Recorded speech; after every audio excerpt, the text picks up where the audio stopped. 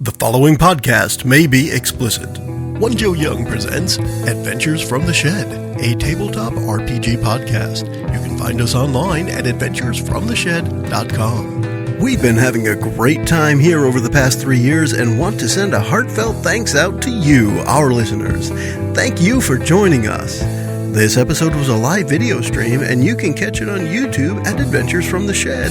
Enjoy the podcast. Audio. Yeah. And hey, welcome to the Shed for Adventures from the Shed. You can find us online at adventuresfromtheshed.com, on iTunes, Facebook, Stitcher Radio, Google+, Bing, and as of right now, anybody who's actually paying attention is going to see us on YouTube. The event was officially starting at 10:30, but this is also, as part of this event, it shows up in Google+ and Twitter feeds as soon as the scheduled time hits.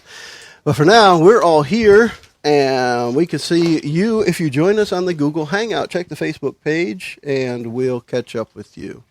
In the meantime, we're here. We're just going to start talking. Once we see we have a couple of viewers, we might be able to converse with them. We'll pull back. Are we trying to keep? We will. Are we trying to pay attention to the feed if anybody's adding questions later, or the chat for this? For the YouTube one, somebody should, but otherwise we can all see the group chat there on the monitor. Now, for us, let's just say a quick hi. Hi. Quick hi. Quick hi. Quick hi from JJ. There's a little bit of a lag. Hey, this is Kurt. I dig it though. Yeah. And this is Chris. Sorry, Chris, and I'm Joe.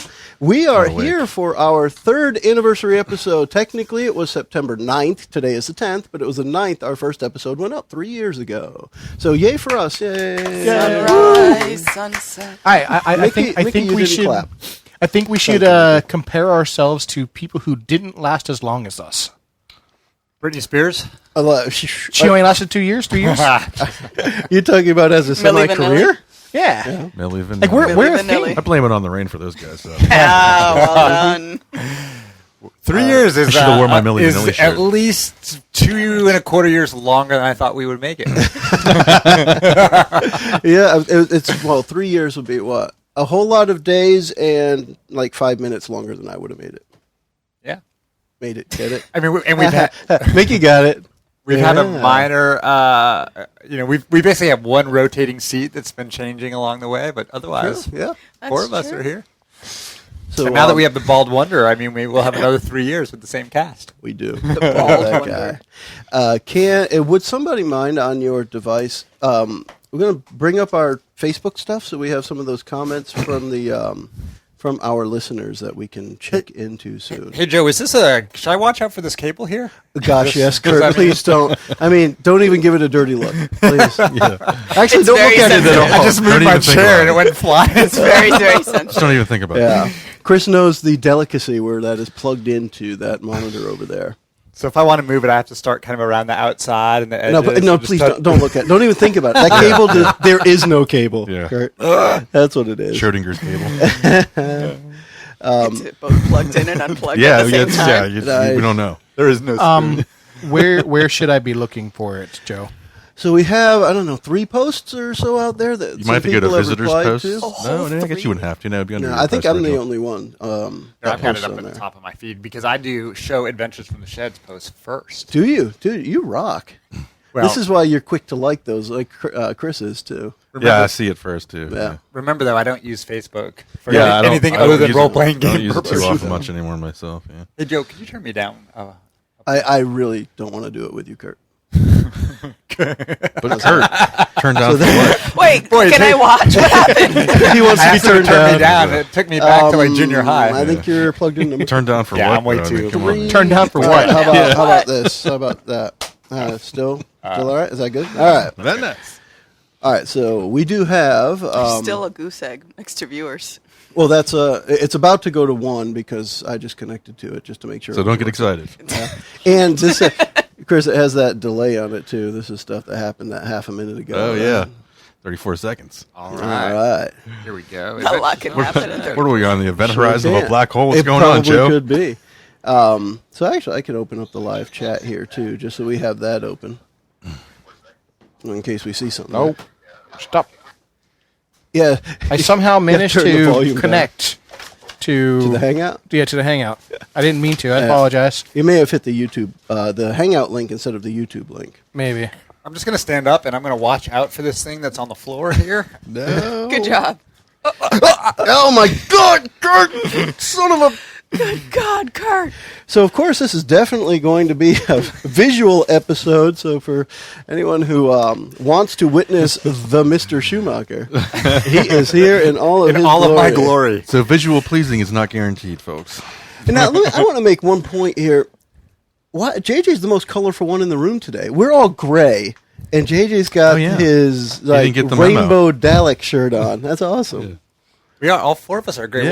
Yeah. What happened? We knew we were going to be on coordinated camera. We should have coordinated. That's what it is. And Mickie wore her biker's jacket. Well, you know, She is Pretty our positive. Hell's Angel. But she's also a little bit cold today. it's cold Yeah. out there. And I also, just for the sake of background noise, I have the air conditioner off while we do this. So it's going to get nice and toasty in here for a should little be while. pretty cool, though. Yeah. I mean, we probably just open the door. I don't know if that would mess It with would definitely mess with light.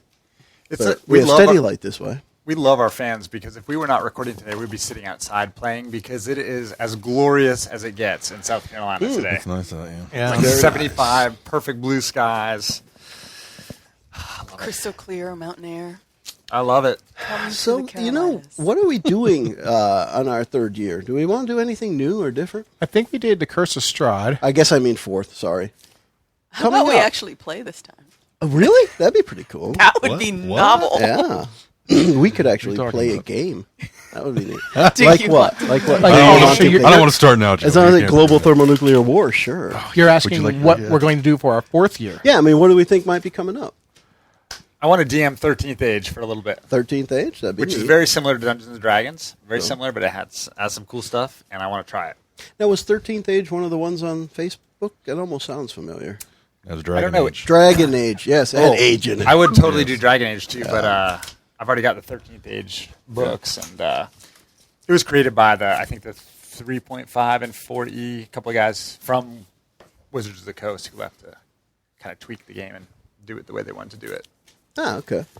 They, I did play Dragon Age a little bit in a separate game. I don't remember what it was. Maybe 5 or 6 sessions. And I thought there was a starter box for it because I felt like that's what we played. And it was neat. There's just some weird... Well, of course, any new system has weird stuff in it.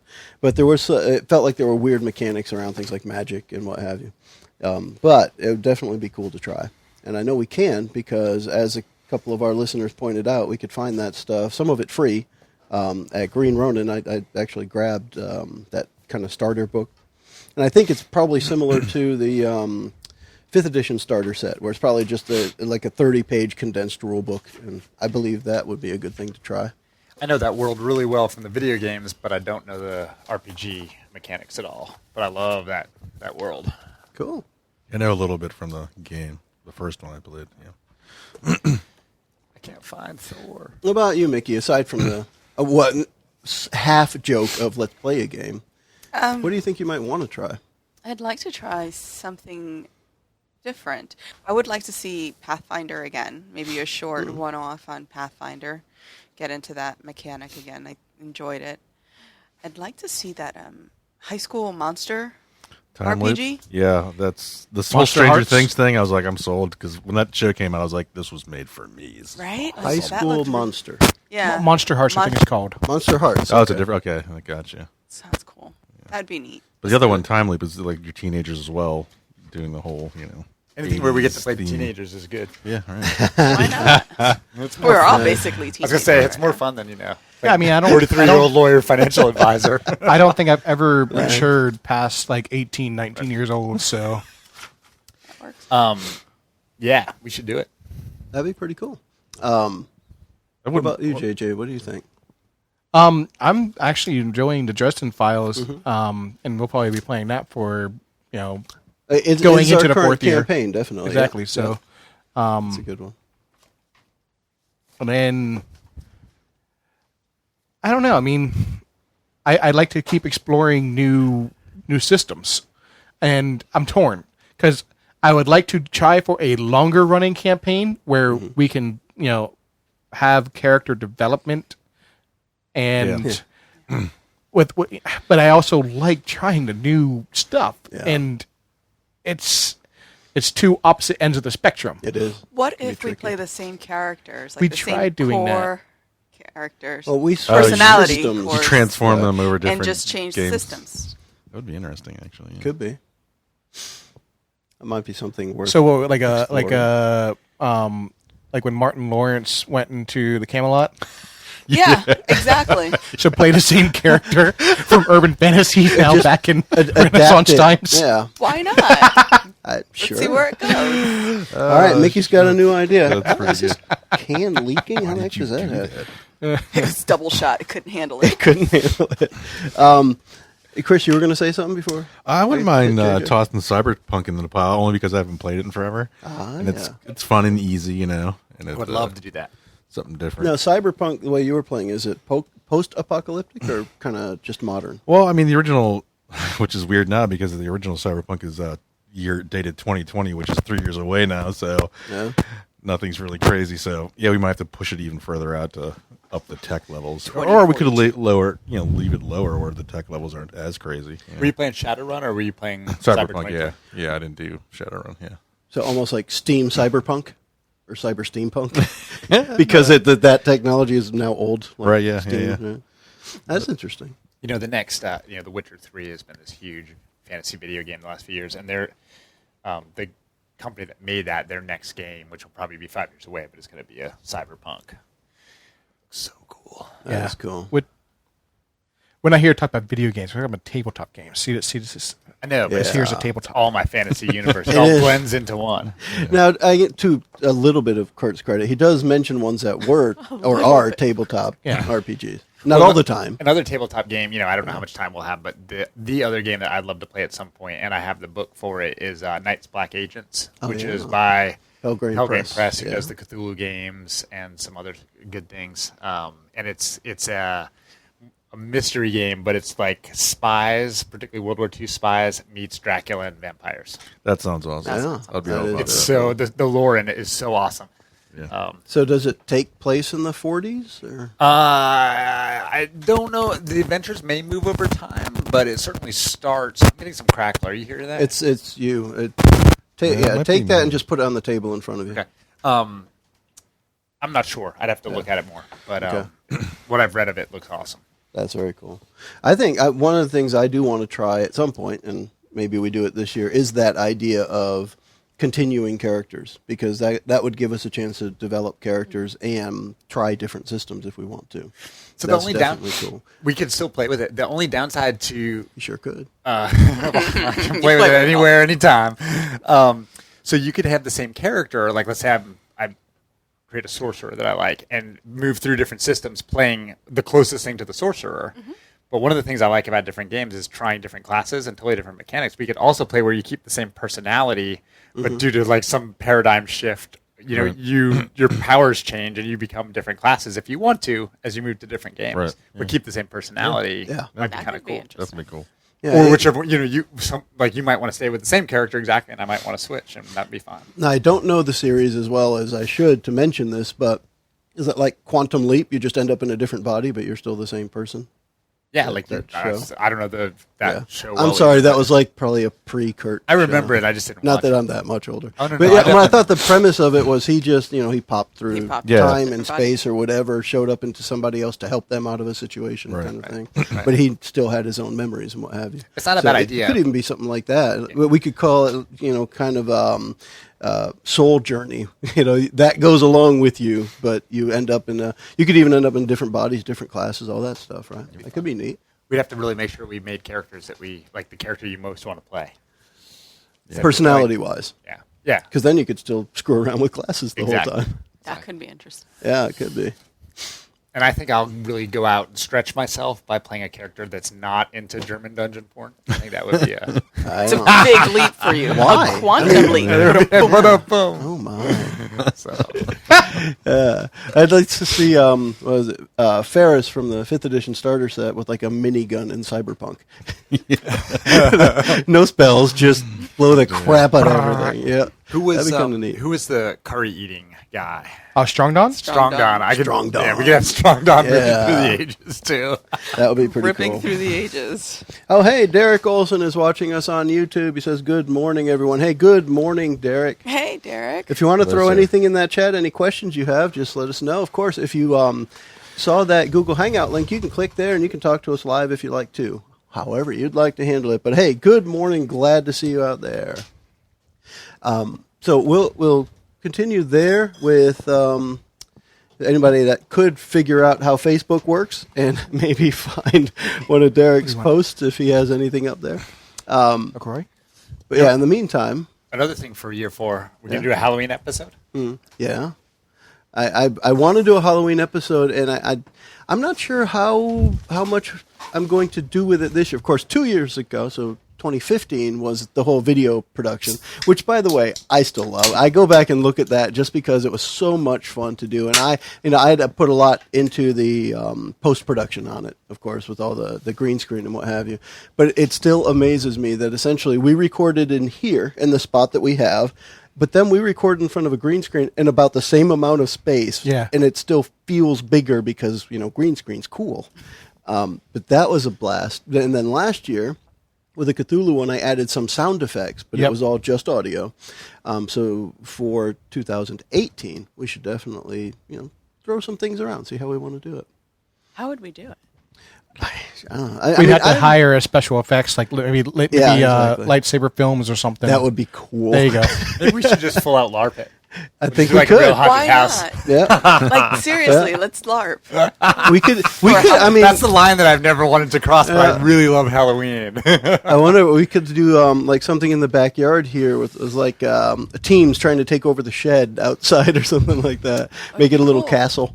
We need some NPCs. And I've got some of the weapon things around, so we can I could borrow some foam swords. There you go. I actually have a couple of the foam swords, so yep. I got one. We from can totally go out and costume boff last year. Exactly. Shout out to the buffers. Hey, boffa. So with that too, special episodes. What else do we do? Well, what about this year? Christmas episode. Should we do anything special for holiday episode? Ooh. It's always good to work one into whatever we're playing at the point in time. It's good to work one in. He's always looking to work one in. He's going to laugh at every single thing I say. Did you think I aged since the last time we played? I'm still 12, man. I'm going to say, hey, I need to type on my computer. And Joe's going to Bet you do. type on your computer. Bet you do. I bet you only use your left hand. He said, but. Like, mix it up. Get the stranger. You lay on it so it goes numb for a while. Yeah. Yeah, but anyway. So yeah, holiday episode. Yeah, what kind of thing do you think we'd do? Might depend on the game.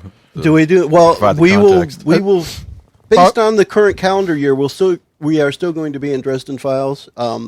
Therefore, we can just have it be Christmas in the Upstate. Yeah, and would just find ways to work in things that we see around. And Chris, up some near, craziness at the Biltmore house or something with a giant tree. Up near Charlotte, you can. You can see what's going on over there, and we can try and incorporate that kind of stuff in that too. That'd be kind of neat. Did we decide on a title like that for the campaign? Not yet. That's the thing that keeps messing with me. I haven't thought of a title for it. Hey, that's an idea. Hey, Derek, I see you have a post or a chat up here. He has a question for Kurt. Kurt, this is how Derek talks, by the way. He has my voice. Okay. It seems your characters have been less animated the past couple campaigns. What's going on there? Yeah, Kurt. What's going on, Kurt? It's a good question. I'm not entirely sure. Stop drinking. Is that what it is? You stop drinking? That's definitely part of it. That is probably part of it. Unfortunately, that's not going to change, hopefully. So I've got to work with that. I had a little bit of a hard time with Strahd because I love that adventure and I like playing with JJ, and I think this is not just a challenge that our group had. I think it's a challenge a lot of people have with that adventure, which is, it's supposed to be this gothic horror tense thing, and we tend to devolve into humor, at almost any moment, and we did during that campaign, and I think a lot of groups have, which I think made it a little hard for me to get into the campaign, but also into my character, who was supposed to be this like really dark, tormented monster totally hunter. Emo little cut myself in the corner kind of guy. Exactly. So I probably set up kind of the wrong character from the get-go for that campaign. And then this campaign, I actually feel very involved in this one in terms of enjoying it and being engaged. And I just maybe haven't had the spotlight on my character yet. And he is a little bit of a loner, at least to start with. But I think that he'll get integrated into the group as we go along here. So I'm not particularly worried about Jamie. I definitely was unhappy with the way I played Teelan and Strahd, and hopefully that was a one-time thing. And Derek, if that doesn't answer your question, I'm happy to prod Kurt along further. JJ, could I ask you, because I don't want Kurt to even think about that cable, can you, I think the camera is slowly tilting back. Can you kind of just tilt it forward? Like the lights are coming in. It looks like the actual Yeah. stand has. Oh, the whole stand is. Well, the stand, JJ. Not the camera, the stand. Sorry. Oh, I gotcha. Yeah. And then Well, and So while that was me. and while these jokers do this, Derek, the other thing Maybe is lift it from the back, too. maybe I'll just wait for that. Sorry. technical difficulties. I thank you, Mr. Stevens. Go ahead. No, I was just going to say that Joe was half joking, but I've been over the last year in the process of quitting drinking, and there's no doubt that when I drink more at the shed than elsewhere because I think it loosens you up and it makes it easier to chat and be goofy and play a different character. But that's just something in my life that I want to change. So I'm going to have to make a little bit more of an effort to kind of be myself and be open without relying on that crutch. So It's hard to do. It's really hard to be yourself on air while you're doing this type of well, thing. I think everyone just has a little bit more of. Pull it forward, too. Yeah. I was going to mount this underneath. Whatever works. He said mount. Mounted. Everyone has a little bit more of a natural filter, and alcohol helps get rid of that filter for better and for worse. And I don't drink all that much, but I have tended to drink a fair amount at the shed, and I just don't want to do that going forward. So, On the plus side, Chris brought something else to drink today, so that's awesome.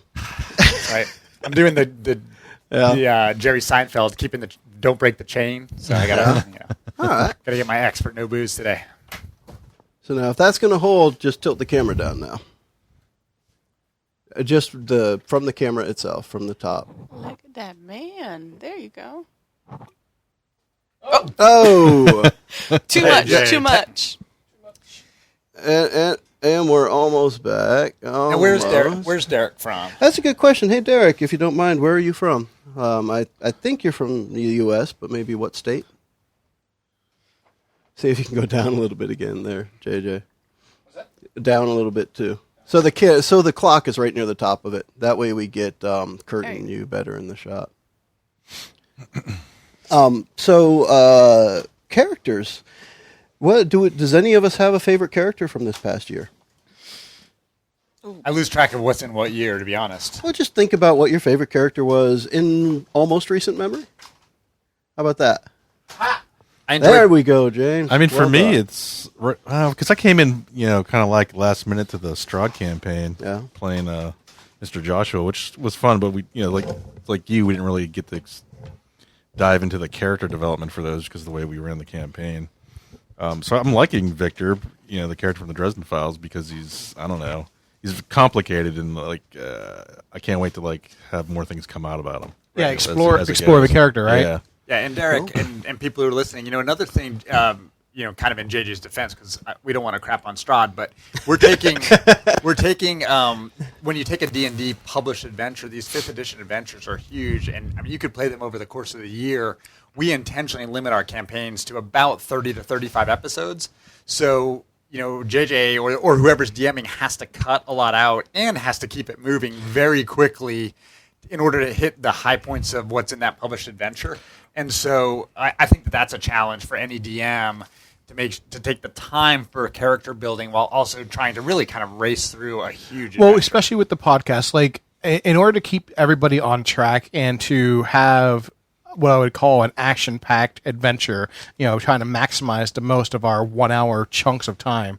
I told you guys ahead of time what I expected you to do. So if that ruined the Strahd campaign for anybody here at the table, I apologize. But I did have, I was like, I need you to hit this plot point, and this plot point, this episode. Yeah. Now, I think to Kurt's point, one of the things that ruined it was Thielen kept tapping his staff, and that was, Yeah, he never broke it either. Exactly. Yeah, I was kind of hoping he for did that to spend a happen. lot of time by himself tapping his staff. So we talked about a little bit earlier about developing characters, and one of the things I think would be worth trying is let's see how serious we can be for a few episodes. Of course, I'm one of the most guilty because I just keep sticking it in there. But if we can try, I don't know, maybe we go from 75% joking and 25% serious to at least half and half. Well, in some Somewhere ways, around it's there. not an issue. Like the Miami when we were playing the Miami. I mean, That was. Yeah. It Or, had to be big and comical in order for that one. But to for work. stuff like Strahd, it should be very serious. Yeah. You know? And some of it was, I think. A lot of it There was were definitely some serious. funny things, like they threw in little Wizards of the Coast did the little Carla von Twitterberg Oh gosh, guy yeah, all of following. I kept thinking of them as headstones, but they were like plaques. Yeah. at crypts, right? But even some of the stuff you did with the angel running the abbey and his like freak people. I mean, there's a little. It was And a little serious, doll but head. Yeah, but there's a little bit of comicalness, and Yeah. I thought that was really well done. Especially that guy, the way you played that angel. That dude was a super freak. Yeah. and he came off like, I'm not doing anything wrong. This is the way I am, man, and Yeah. I'm good to go. But holy shit, it was very freaky though. Thank you. Super freaky. And another thing that started, I guess it was a character thing for me, but it started half joking, but then it just caught on, was the Go Paylor thing, which somebody did mention on Facebook that they found it really annoying at first, but then it stuck. So, and it was Yeah, up no, there posting, that's "Go how humor Paylor." works. Yeah. I was going to say that's proselytizing. At first it's humorous, then it's annoying, and then it's freaking hilarious. Yeah. So, Kurt, I showed it to you so you could say something, but he's from Minnesota, eh? Which is like Canadian in Minnesota. Are you making fun of him? No, I'm making the wrong accent. I was going to say it's like Wisconsin meets Minnesota. Yeah.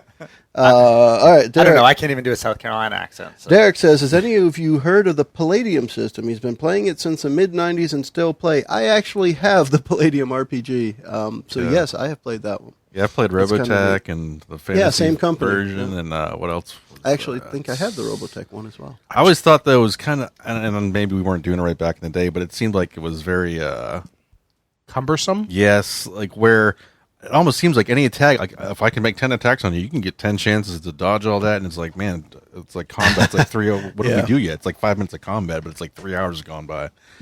That was actually one of the systems that introduced me to that concept back, as he mentioned, in the 90s. It was probably earlier that I played, but the idea that you don't have to have a static AC. You can actually have active defense. And I'm like, I like that, because instead of me just saying, I know I'm always going to hit if someone gets a 17 or higher, I'm always going to get hit. Right. It's like, well, I actually have a chance of not getting hit. And that system was the one that introduced me to that. So I thought that was a cool idea. I'm It not- made shit take a long time. Oh, yeah. I'm not sure I'm okay with opposed rolls. I don't. For me, it feels like, it's almost like you roll well, and then someone just kind of snatches it out of your jaws of victory. But if it's the player snatching that hit away, it usually feels good. Yeah. I guess. So I did reverse attacks for a while. I can't remember if we did it in here You did or it for not. 4th edition now. Yes, for 4th edition, where rather than me as the DM rolling against an AC, I had a player roll to see if they rolled high enough to not get hit.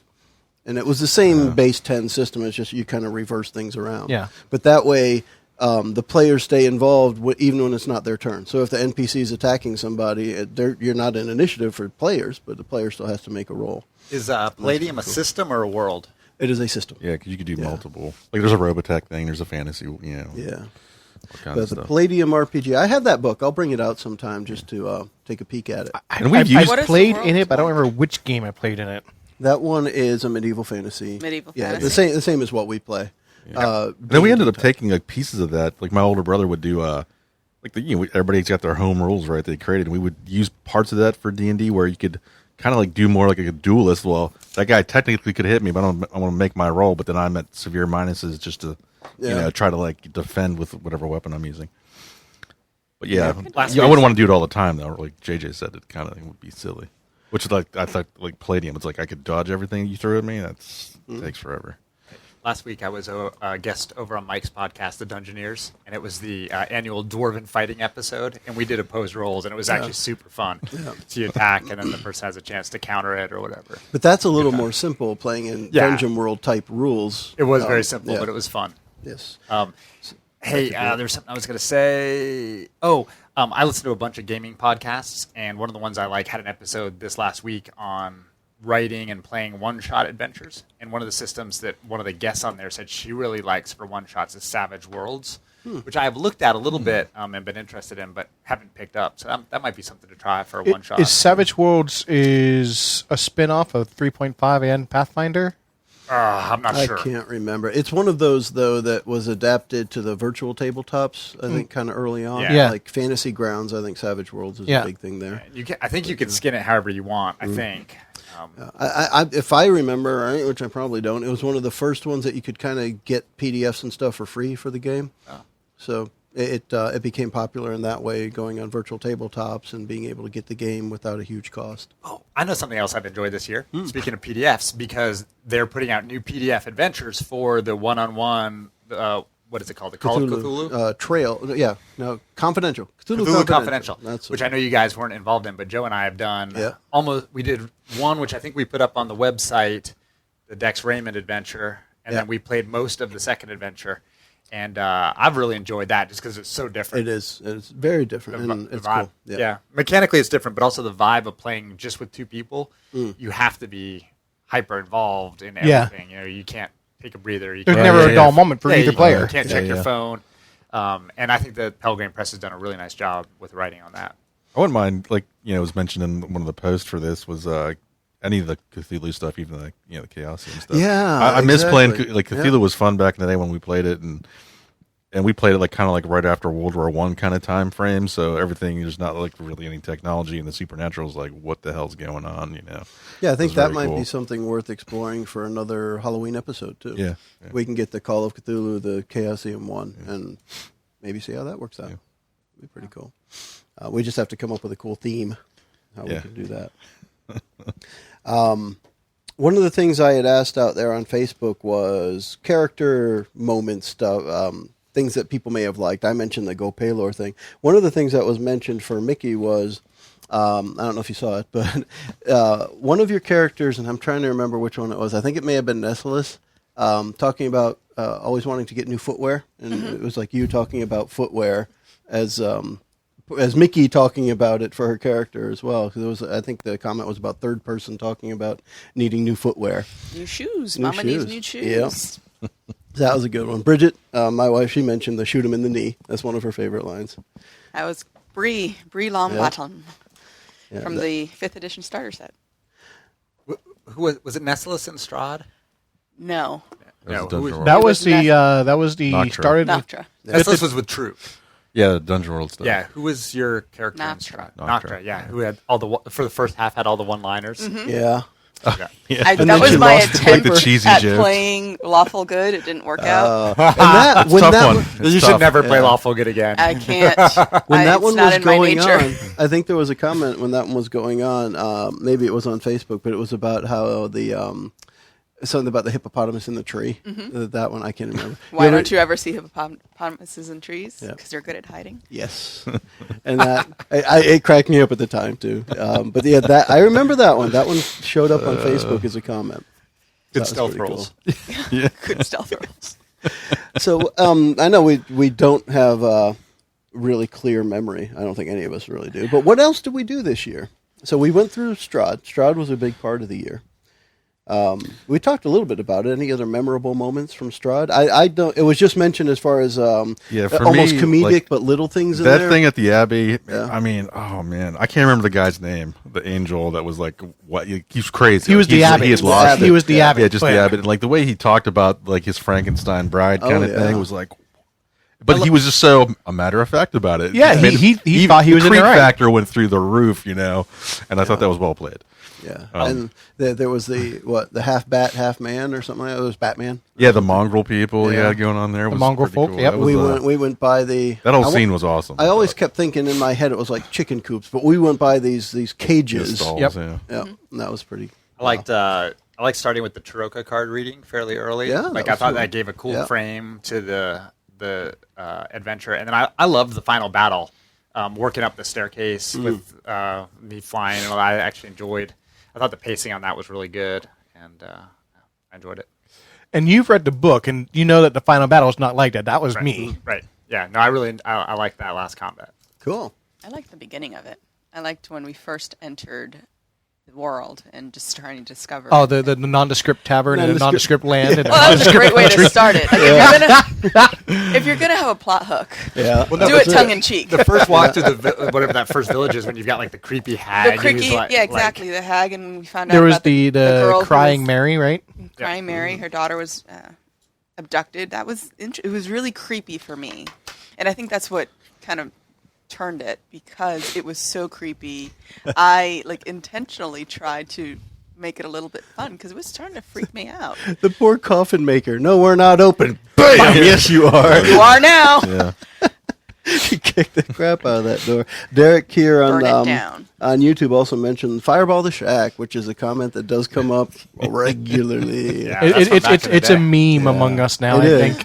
Goes back to Mike, first. who used to be on the podcast. We came up against a shack in the woods, and what was it, like 15 crossbow men aiming at him, and he just fireballed the shack. Yeah. So, That's it's a how you do meme it. now. That's how You you shoot fireball first, the shack. ask questions later. Oh, Does anyone Kurt, left Kurt, answer? Derek's My asking shirt. for an impression or impersonation. I can never remember what the right You one got to is. do the Boston one. The potted plant. A flower. He's the asking the flower? potted plant. Are you fucking kidding me? I'm a flower again? Jesus Christ, motherfucker. How many times am I going to roll this goddamn 96? Or whatever the number was that turned me into a flower. Yeah. There's 100 things on this table. I mean, I could be a sheep. I could get muscles like He-Man. I could have 14 virgins in bed with me. But no, I'm a goddamn potted plant. Mother. Although he was a sheep once. He was a sheep once, and he turned blue once. Turn blue. He turned blue one. That's right. A blue potted sheep. That was the battle with the Revenant guy. And honestly, I think that was the humor. That could have been the comedic relief that Yeah. Strahd needed, having the wild magic Roll on the sorcerer. wild magic Very It's table. really hard to swing a great sword when you're a plant. Your little lines can't take it. I mean, in my mind, I'm so huge, but I'm just a little vine. I mean, I got a pedal here, and I look so cute, but I'm really a bastard inside. All right. The heart of a Venus flytrap. I got excited moving around there and almost knocked the cable. Don't touch the Don't cable. even talk about the cable. Yeah. Damn There it. is no cable. Don't look at the cable. It's like the equivalent of having one hand on Joe's balls underneath the table. Whoa. Well, hold on. That wasn't you? Hand check. Everybody The hands camera on the table. doing this now. I think we're That's all good. The clock is still in about the same position up there. so Okay. we're good. JJ, can you grab me one of my monsters? Yeah, can do. Oh.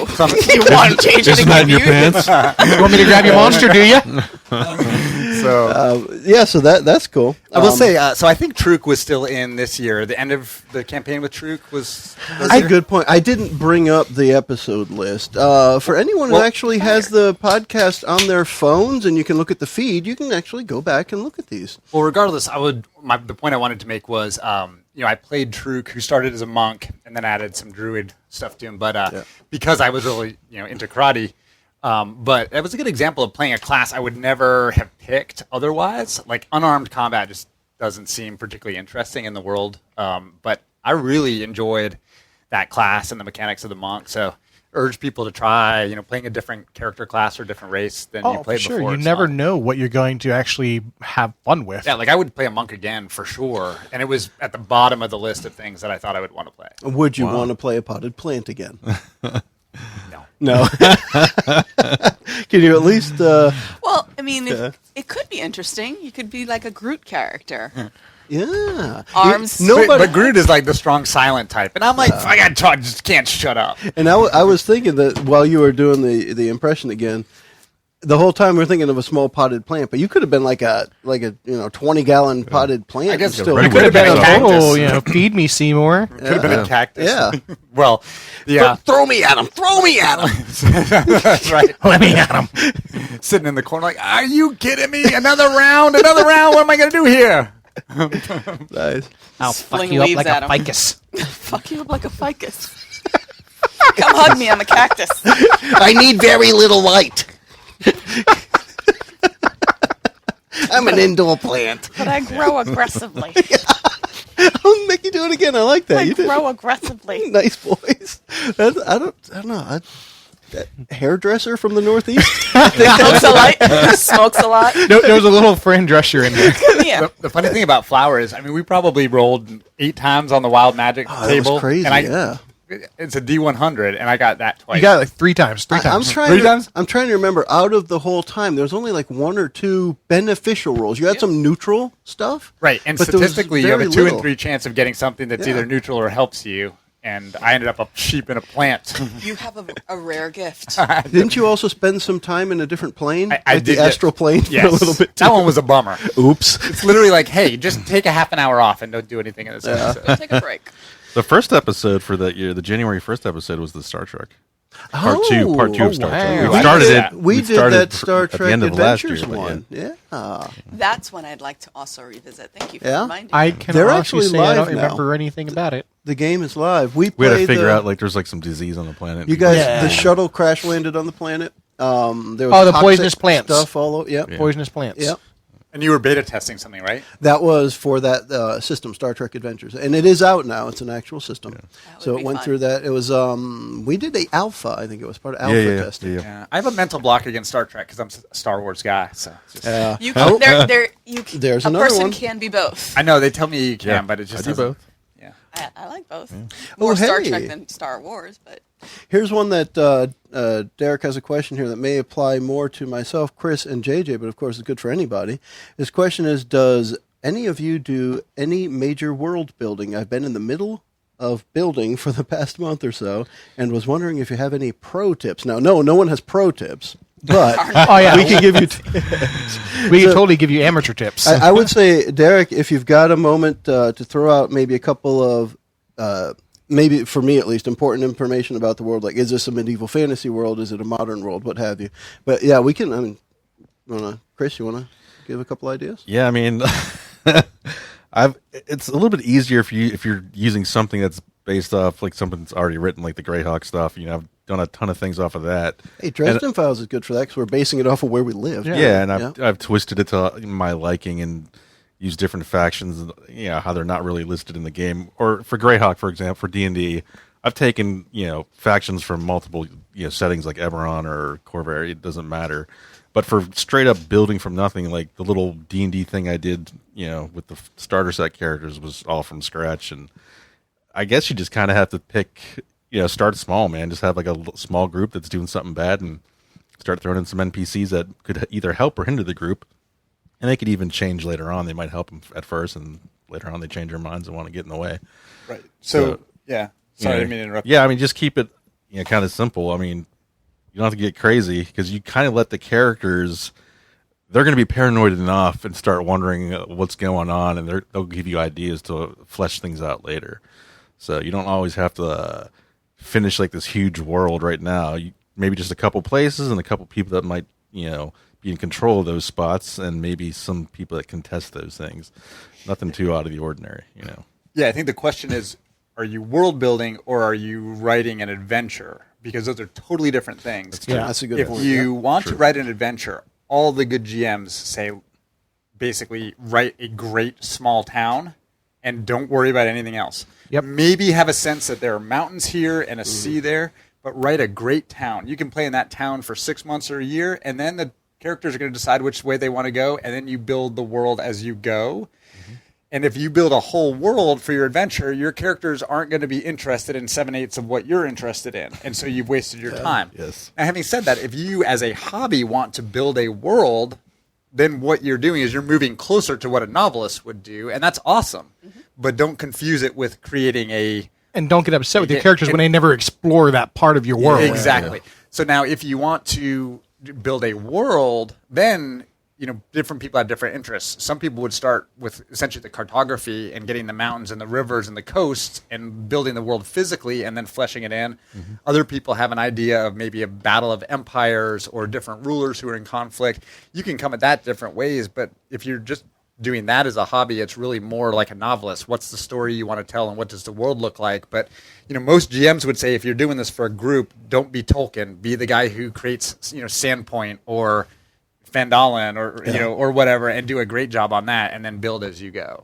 And just to ask, shouldn't you also start with like the basics? Like how does your world interact with your characters, and how will your characters interact with the world, and kind of thinking about that. Like if you want magic in your world, how does magic work? Where does it come from? Right? Yeah. Right. And Definitely. well, and you probably need one or two sources of conflict to start, but it doesn't. And I was actually going to talk about that because, like Chris was mentioning, the Abbot is an interesting character because he's a ambiguous bad guy. Yes. Like, try to have your BBEG, your big bad end guy.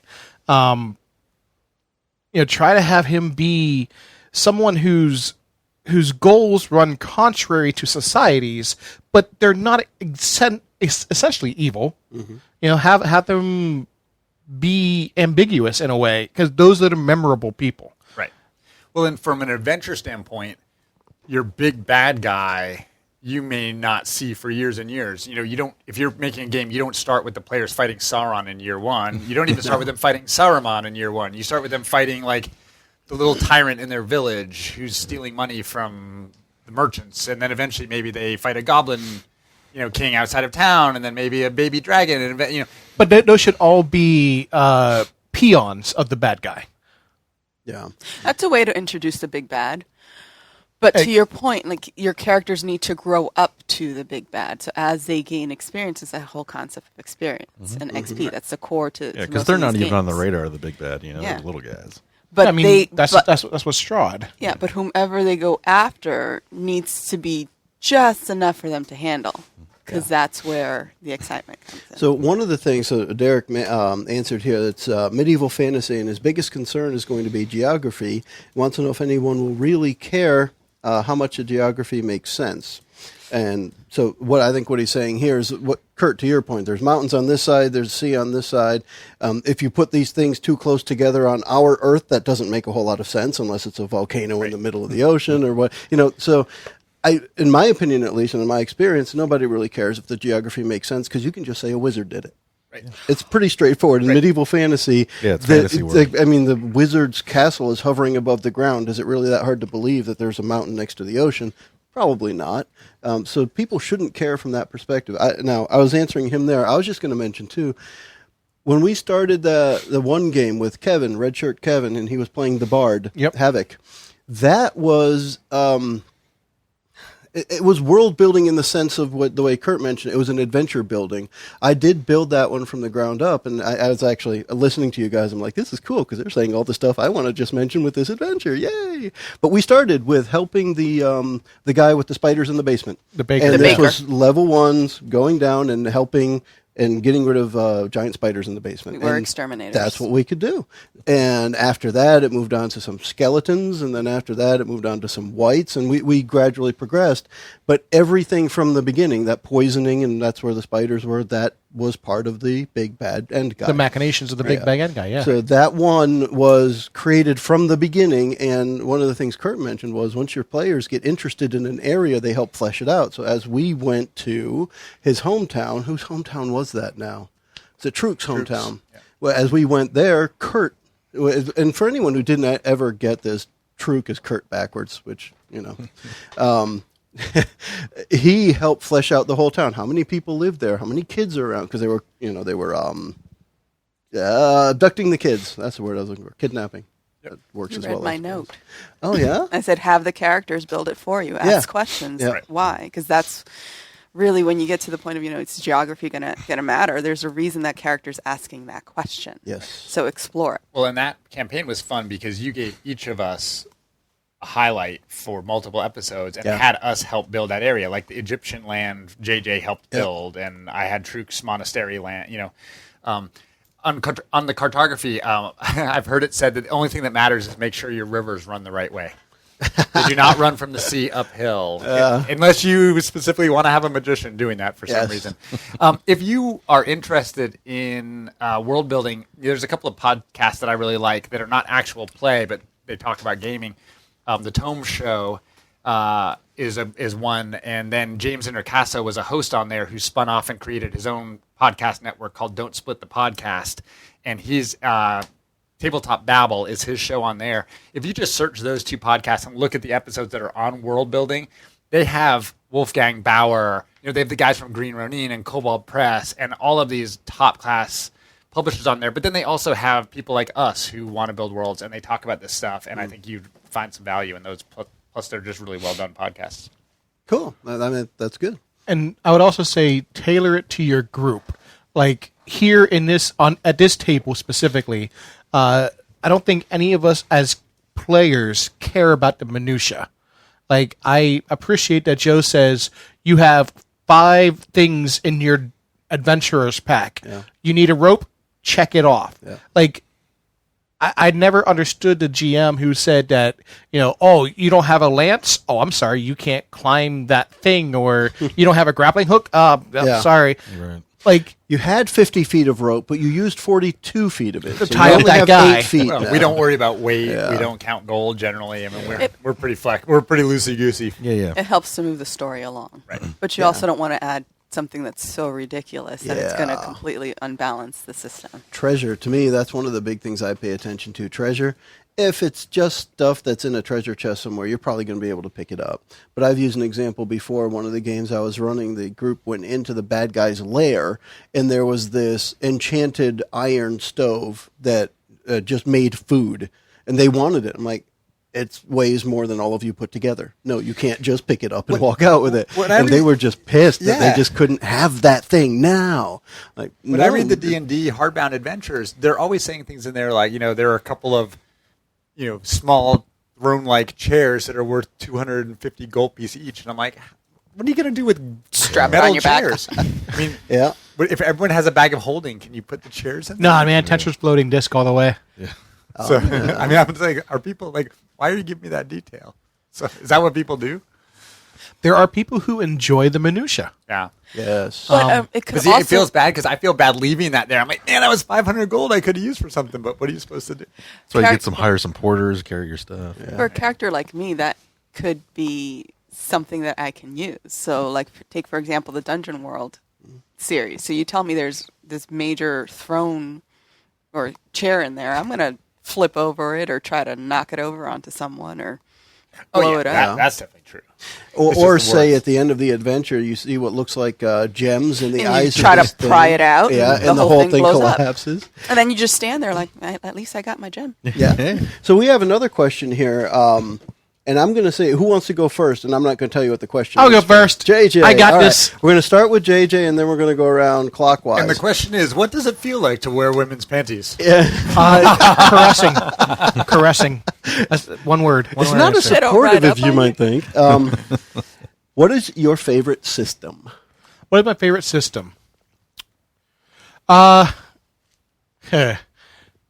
In which aspect? It's such a multifaceted answer. My let's favorite system let's do currently. it this way, two-pronged then. If you've run a game before and if you've played, what was your favorite system to run and what was your favorite one to play? Favorite one to run is by far 4th edition. Okay, Favorite one to play, I'm going to have to say Dresden Files Accelerated. cool. Wow. What do you think, Kurt? I really struggled between Dungeon World and 5e. I would say if I had to just play one for the rest of my life, I would play D&D 5th edition. But I really like the narrative drive of Dungeon World, and I think I would like running Dungeon World. Cool. I'm not as drawn to, I love the world in Pathfinder, but I'm not as drawn to the rules heavy, add 3 or 4 multipliers to every roll type system. Yeah, because it just adds up fast. I mean, literally and metaphorically, yes. Chris? Yeah, it's a tough one. I mean, I might have to go with your answer, Kurt, because I mean, D&D's always been there for me. It's where I started, and it's awesome. I'm used to it. But Dungeon World, the simplification of things and how it works, I really like how it works out. Right, I've said this before. There are things I don't like about Dungeon World, but I feel like if I could combine 5e and or bring some of the narrative aspects of Dungeon World into 5th edition. Although I really like 5e. I'm pretty happy with the system. Yeah, because they have simplified it over the years too with that. But I really like how the combat works in Dungeon World. Where, okay, D&D, I get 2 attacks. All right, I slash. Dungeon World, I grab him, I knee him, I elbow him, I stab him. Like that's one attack. It's awesome. You just whatever you want to describe it. Well, it's funny because the main thing I don't like about D&D. Some of the key people in D&D don't like because they keep trying to come up with ways around it. But I don't like the set initiative system. Yeah. And what I really like about Dungeon World is when you just look across and say, okay, what is Mickie, what's your character doing? JJ, what are you doing? Yeah. And you just weave it into how combat would actually work, which is all of us doing things at once. And I was listening to Mike Merle's talk recently about a modified initiative system where the initiative in D&D changes each round. And I like that as the idea that we roll initiative once and for the next 15 turns we go in the same order, I don't like for a bunch of reasons. We're not married to that. We can do that. You can, Yes. absolutely. The biggest reason I think, traditionally that it doesn't happen is it adds that much more time to every beginning of round. It does. And if you're already in a time-intensive combat system and you want to add another 2 minutes onto every round, it can start to get a little much. It does. But it also lets you gamify combat in a way that if I know I'm always coming behind JJ, and we can set up combos and things in a way that are not realistic to what would probably happen over and over and over. Yeah, it in would just combat. be a mess. Real fighting is chaotic and messy. Yeah. So I think for me, my answer is probably Dungeon World. It's just Yeah, you're definitely anyone who's listened enough, that's probably it. I am enjoying the accelerated version of Dresden Files. The original one, the full system there, like we've talked about before, JJ, it just got to the point where we were sitting one night, we were at myself, I was at JJ and Mickey's place, and we were going through the rule book and like, yeah, we got this, we got some magic, and said, there's no way we're doing this. It was like, oh my gosh, what? I had no idea how to create a cheat sheet for everybody else to understand it without them themselves doing a deep dive into the rules. It's like with that first book. And actually, with the camera, we could show that next to the other book. We could see the difference because the other book's right there on the shelf, that top one. So we were going through it, and I was like, "Hey, I could just play a regular mortal that can do some stunts, and Accelerated? that's great." But then, of course, everyone wants to play a wizard, it's Dresden. And we got to the magic, and it was like, if you want to do magic, blah, blah, blah, algebra. I'm like, what the hell is that? Quadratic equation. Yeah, it just threw me way off. curious, Before we do that, let's finish up with Mickey. And I want to go back to Dresden. Yeah. Sorry. Mine's easy, 5e. 5e, you like that? 5e, simply because it gives me the combat from 4th edition without having to remember all of the different attacks. And I want to say again, I've said it 20 times on here, but the starter set for 5th edition, that adventure is so good. If you have not, if you play something else and you want to try D&D, get the starter set. $19 retail, $13 on Amazon. Yep. Awesome. And I was going to mention that too. My favorite part of 5e is those first 5 levels, which can get monotonous if you keep doing it over and over and over, because then you don't have a lot of different stuff to work with for some characters. Right. But that is where I think the game shines. The system shines the best, is early on. So in Dresden, I was intrigued to hear you say that. Are you saying that you like the system, or is it just because you like that world so much? I like the system. I think that in this one, it gives enough of the dungeon world aspects, but while still having the rules behind it.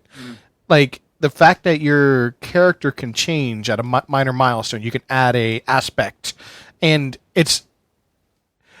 With Dungeon World, I feel it's almost like the DM is the conductor. He's like saying, okay, now you need to step up and do something. With Dresden Files, though, I feel like you need to activate your aspects. You need to be conscious of your aspects, and in almost every situation, go, what would my guy do? See, it's funny because I think Dresden Accelerated is basically Fate Core, which I've read Fate Core and now I've read Dresden Accelerated, and I don't like the system instinctively because I feel like it's making explicit a lot of what when we're playing well we're doing already. I do think you're right that the DM is to some extent orchestrating in Dungeon World, but when we're playing our characters well, I think when he says, "So what is your character doing?" Yeah, we're essentially describing our aspects and our character and what he would be doing without saying, well, now I invoke this aspect and I use this trait. And for me, at least, when it comes to that, I usually will only pick on someone if they haven't done anything recently. Right. Otherwise, people are jumping in anyway. Right. And I'm not criticizing you at all. I'm having read it twice, I have a hard time instinctively getting the Fate Core system for some reason. You and I talked about that just before. Doesn't click with me the way that some of the other things that I read, even if they were more complicated, do click. But, okay, so we talk a bit about novice RPG and game players on this podcast a bit. Don't you think that the accelerated system kind of gives you a bit of a crutch? It gives you some clues to go with. So for that person who may not be comfortable with role playing, if you've got it out on a sheet and say, okay, this aspect does this, and makes you think about. Absolutely. And like when I was playing Teelan, it would have been great if Joe, if I'd had aspects that I had to invoke for JJ, because it kind of can force it would bring you back into the. Yeah, I think that's a great point. And I'm definitely not telling people not to play Fate. I mean, tons and tons of people love Fate and love Dresden. I'm just saying, for me, I'm enjoying the story that we're crafting, and I'm enjoying the Dresden skin that we've got on it, and I'm having fun. Yeah. But I'm not having fun because of the system, I don't think. I understand What I do that. like about it that we've done multiple times, and I don't know if it's part of the system or just you, but we did it on the episode where we went in the haunted character house. building? Is that Yeah. kind of when beforehand we figure out how are our characters linked to each other? Like, that's stuff that we started doing. I really like. So it's, that's awesome. I mean, for me at least, that's something I did at the beginning of a lot of the Dungeon World games. We just haven't played that in a while. But that was written on the one-shot. That was written in there. The questions were there. I wrote up all the stuff for the game that we started here. The first So time I felt I like like it was to do really that. explicit was it Dresden Files when we did kind of the haunted house? That was the Dresden Files, Yeah. the full rule book. Yeah, the 10 questions or whatever that you went through on that was really good. And that's from the Our World book, right? No, that was that this was a cable? specifically with the Nobody that touched was nothing. specifically with the published adventure. Okay. It was right at, I don't know, page 2, I think. The first page gave you a little background. Page 2 was, here are some questions you can ask the players. I chose to go through just about all of them because the way the characters you guys picked and how you started talking about them, it made sense. Yeah. But then when we started the current game, I wrote those questions for the same reason. You guys had some choices with characters. I thought it would be a good thing. Like I asked one, who doesn't keep up with current events? And what's it? Cletus. Don't call me Don't Fitz. call me call Fitz. Gosh. Yeah, he chose that. So we have some of that in there as well. Yep. Yeah, I like the fact that all the players build the world. Not just he's GMing it. I like that too because it's less work for me. Well, I mean, but it works. Yeah. it's, everybody's more involved, and then because I mean, you gotta have a little bit of care like what your character's going to do and what he wants to be. Yeah. Things like that. Also gives you more control, I think, as a player, because then you can invoke, like, You're bring more in invested. aspects from Yeah. the area. Like, okay, I know that there's a gas station down the street here, so I'm going to go Right. run over and use the phone. There you go. Yeah. Yeah, like you don't have to ask, especially when you're using your area, your hometown. You don't have to ask the GM, okay, what's nearby? Especially because I might not know. Exactly. To Mickey's ran- point, though, I one might of the ask things that. in this system, we talk about aspects. One of the things in the system is now you've just invoked the aspect of like convenience store nearby. So now anyone else can use that because that's now like a scene aspect. Yep. So because there's that convenience store nearby, Kurt's character can go and get a quart of oil if he wants or something, and use that as part of some magic thing. This year was when I did the one-shot, the spy adventure. Oh, yeah. And even though you guys didn't necessarily know the places, I used a place in Germany I knew, San Francisco, which I knew, and a neighborhood in New York that I knew. So at least when I was spinning it, I could, without having to think too much, say, oh, yeah, this works, this works, this works. Which The from a biggest GM part I remember about your knowledge of the geography you used was we spun some corner past a warehouse where they filmed kink.com. Yeah. That's like, that's Kurt. Yeah, I knew it well. I thought that was better because you said like, well, I could have used Berlin or something, but I've never been there, so I'm going to use Heidelberg because I've been there, and that was awesome though because you could take us through the streets and like this is how it looks. And, Yeah, I mean, regardless of if they were the right pictures or not, based on the maps you had, I was picturing in my head that we're careening down the street next to this river, and it's like you be able to develop that picture because you're able to describe something that you were witnessed. Well, in our challenge, so my challenge there as a GM is to let you see that world, and now our challenge on Dresden Files is, we all know the upstate of South Carolina, our listeners don't, so we have to give them that picture and have it not just be kind of a generic place. We should write our note to ourselves to continue to do that, because we'll forget. Well, I think we've done a little bit true. of that so far. Like we've mentioned that The inn we're at now. the Gold's Gym and what have you. Well, the Gold's Gym, but we're now at that inn. Not the inn, the event location. Yeah, the What was the fancy name of it? place You and- picked it, Kurt. Where- Where people can host events. Oh, can't remember what it's called. Zen? No. Is You're it the one that in picked town? it. It's semi new. You So said. we went I don't there. remember going We there. went there. Where in you're case- in the sniper roost. Yeah, you went to Case. Oh, yeah, the Rutherford. The Rutherford, Rutherford, yeah. yes. So when we say something like that, we tell them as we're playing, go look up the Rutherford, and you'll get an idea of where we are. Because Mickey usually has an iPad or something. We put that where we can see it. Do a quick, just regular Google Map search or whatever type of GPS search you want, and you can find it and get an idea of right where we are. It's pretty cool. Which is also cool that like we just bring up Google Maps like this is where we're at and this is what it looks like and okay Exactly. got it. That Our helps. resources. That's Cops nice. are this far away. So we have to get out before they come up. Yeah, yeah. What's response time for Group PD? You know. Yeah, right. I could ask. 2 hours and 3 minutes. Depends on where you are. That's if you're next to the station. So we've got a few minutes left. Let's. Do you want to mention any of the games they mentioned in the? That's what I was going to post, say. okay. Did anybody who happen to remember or look at the Facebook post? I know the one because We I had a mentioned few. before was the time loop one. The time loop. Yeah, Anders mentioned that. And Anders, if you sorry you didn't join us, but good to see you watching us. Maybe later. Later. At some point in time. Yeah, He'll definitely. He's a faithful listener. Oh, At heck your yeah. own leisure. Yeah, which is kind of based on the whole 80s ET and Stranger Things kind of like world, but they kind of did the whole I can't remember the name of the thing, like the thing at CERN, the Hadron Collider or something. Like it's based in I think Sweden originally, and they have a U.S. setting that's going to be in Nevada someplace, which I don't know if they've finished that one yet. But it's it's got that late '80s background, but there's the tech is up higher than it should be with like these different kind of like robots and strange creatures and things like that. Is this a system or a skin of a system? No, it's a game, and I can't remember. It's based off something else, some mutants. I can't remember the name of it, but it was like a Kickstarter. I'm not even sure if it's completely done yet. But Mutants it's like and Masterminds? But no, it's some other game, and I think that's even based maybe in Sweden. Like I think Anders even mentioned it. It's close to where he is. Yeah. Gotcha. But the idea of it, that whole late '80s, backdrop where you're playing these teenagers. That like if you ever saw Stranger Things, it's kind of like in that vein. Which I thought was really cool. Derek mentions here that he remembers JJ not liking the Star Wars system, and I want to say I think it wasn't necessarily a Star Wars system. I think it was just the grenade. We did not like the Age of Rebellion beginner game, which is on the shelf over there. We didn't like the way the adventure turned out. Yeah. Starter set adventure. But yeah, we have all talked about either maybe on the air, but at least here in the shed that we want to try the Star Wars RPG. We I would definitely want love to go there. to do that. There's 3 different. There's Edge of Empire, Age of Rebellion, and Force and Destiny, all in the Star Wars universe, but focusing on different aspects.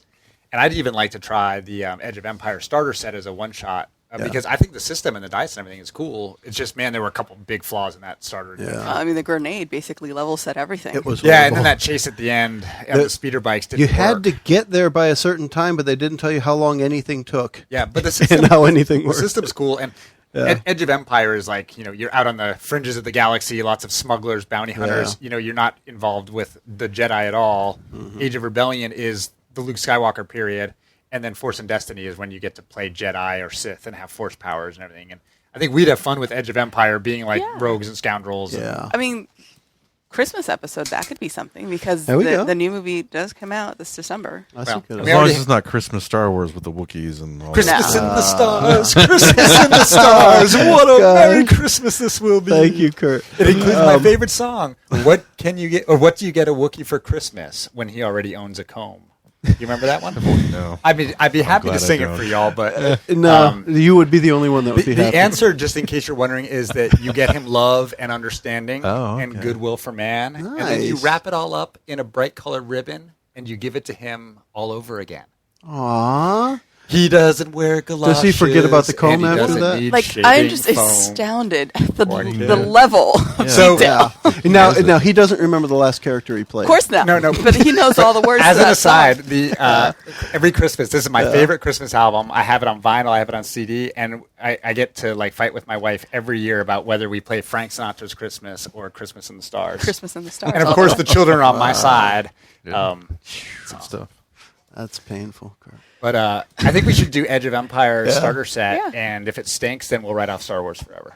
Yeah. Now I'm really tempted. RPG games. I'm really tempted to get the core rule book, because then you play wherever you want, right? Yeah. But but there's three different core rule books.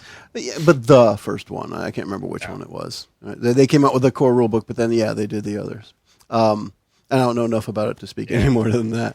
But I think, for me, the starter sets help us out a huge amount in here, because we're able then to have character sheets. I thought the character sheets for the starter set for Age of Rebellion were awesome. They're full-color portfolios of the character with the right colored dice and everything. And the maps. I really like the quality of the starter set. So definitely, I would want to do another starter set of that, so we can jump right into it. Plus, we paid about $12 for the dice each. Yeah, So. yes, we have that. Gotta pull them out again. Yep. So I think that's a good idea. Unless what could be kind of neat, and I know we might want to play the starter adventure, but if we use like Edge of Empire rules and like you said, you're at the edge of the galaxy, right? And you're smugglers and bounty hunters and what have you. If we had an adventure for that where you're practically ghost hunters, that could be cool as a Halloween episode too. Well, there's a cable down here. I'm just gonna. Yeah, watch out for that cable, Kirk. I'm making your husband very nervous. Yeah, my wife just decided to say now if hi. Jack and knocks the cable off, this is not me. He can't Jack get attack! that cable. Hi, Jack. So we're. I think we just covered that. So Star Wars. I don't think anybody disliked the system as we learned it. No. We just disliked the adventure that we were playing. Yeah. So I think we want to get back to that one. Yeah, just not to beat a dead horse, but like it's a starter set short adventure, and there were empty rooms with nothing in them. Yeah, remember? It was just weird. It was weird. It's like they ran out of time. The map, stopped writing. the map itself, the player side of the map, I want to say had like maybe 16 rooms. The GM side had descriptions for 4. Right. So it's like, don't bother going in any of those there because there's nothing there. And there's not even a description to say that's like crew quarters or something. There was just nothing. It was odd. Chris, was there any other, or anybody else remember any of that? Yeah, I know we've mentioned Time Loop. We've mentioned the Dragon Age. We mentioned the Cthulhu Chaosium stuff. I'm trying to see. I thought somebody else had another one. No, I guess it was the Dragon Age. Okay. And I know a guy mentioned if you come up with any, your own game. System, oh yeah, yeah. Well, at some point we may actually try to play a homebrew game other than that Halloween episode thing that we did, because I kind of made that up as we went. Turned out we were playing Trail of Cthulhu. I just didn't know it. Because, I mean, that's really what it was. What I wrote with the clues, and you get to move forward. And I hadn't even seen the game yet, and it turns out that's what we played. So apparently I like that system too. And it's Tales from the Loop. I was calling it Time Loop, so I apologize for that. Anders probably is going to comment on that, Chris. Horrible. He's ripped me off already. You're fired. So, hey, here we are. We're about to finish up our 3rd anniversary episode. I got a question. Whose head's shinier? Whose head's shinier? I didn't shave today, so probably between you and Chris, You've got the light on you, JJ. Yeah, I have over here a brighter screen, too, and I think right now JJ's got the shininess. You got the shininess. Yeah. I think JJ's got it there. That's not to say Chris doesn't have a shiny head. So, hey, for those of you, even if you're not on here live, but listen to this later, we appreciate you as listeners and as followers. Yeah, definitely. We would play anyways, but it's particularly fun to have people comment and follow along. I'd love to have people throw out ideas for us to input into a different adventure, or even I want ideas for characters. Yeah, a character, or just one idea, or just like even like an idea for a faction, something somebody could just Derek, throw in for help me get funny. back on track with my characters. Yeah, Derek. If you literally throw something out that is even mildly possible or reasonably possible, I will do my best to make it happen. Cool. We should do that. We should do a post. Like, give us character ideas, personality ideas. You decide our next character. You decide our adventure. You decide. Even if it's an NPC or a player character, it doesn't matter. Yes, and that's a great cool thing. It gives us something to work from, right? It's a great piece. He also mentioned he doesn't like steampunk, but he enjoyed that system. That would be Idara. Idara. I think we had a blast playing that, and at some point we're actually going to get the Traveler's Guide to Idara, which was a campaign setting, but not the rules. So we can actually take that steampunk world campaign setting and play it with a different rule set if we want to. I was a dwarf with a shotgun and a dragon. That's awesome. What's not I to was like a about madam with a wooden leg. Come on. And a sniper. Wooden sniper That's rifle pretty rig. cool, actually. Yeah. That was really cool. I think I was an armored something or other. You're the tank. Yeah, you were weren't the tank. I was the tank, but I was Mike was a You were like punchy thing. you were like a construct of some kind, weren't you? I don't remember. It was given to us by the Idara people. I played the character that they pre-gen for me. When they were doing their Kickstarter, we asked their fan base, I think it was on Reddit, to give us character ideas, There's and they Jack. actually created the characters. Hey, Jack, buddy. All right, so hey, let's wrap up our 3rd anniversary episode. And that's going to catch up in a moment. Yeah. Live stream. Now let's try waving again. Hi everybody. Bye everybody. Bye. Bye-bye. And hey, like Kurt said, thank you for being a part of Adventures from the Shed. Yes, sir. It's not an adventure without I think I'll just stop it there. Just stop. Thank you. Jump, jump.